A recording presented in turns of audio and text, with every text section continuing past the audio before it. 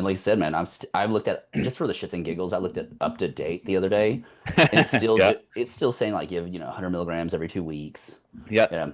I've seen some literature say get them up to about 600 total testosterone, things like Yeah. that.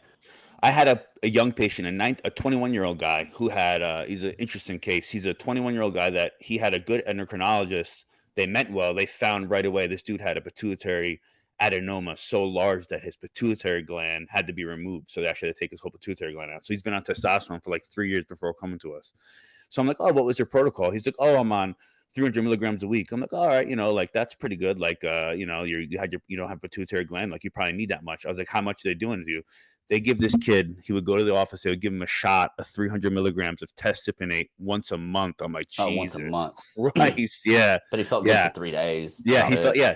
His testosterone, while on testosterone, they had him inject and then get his levels checked a week later. His testosterone was 198. I'm like, Jesus Christ, on 300 milligrams a week. It's like terrible. So now this kid, he's, thank God he switched over to us. We have him on, 200 milligrams a week, split into twice a week injections. We actually just switched him over to 3 times a week because of his SHBG, and the kid feels like $1,000,000, and he's like, oh my God, this is how it is. I mean, this guy was Yeah. miserable, and he's IGF-1 is like non-existent. He's a type 2 diabetic that had him on tirzepatide low dose for like 6 months. He's put on like 40 pounds since I took out his pituitary gland. Like the guy has just been struggling, and now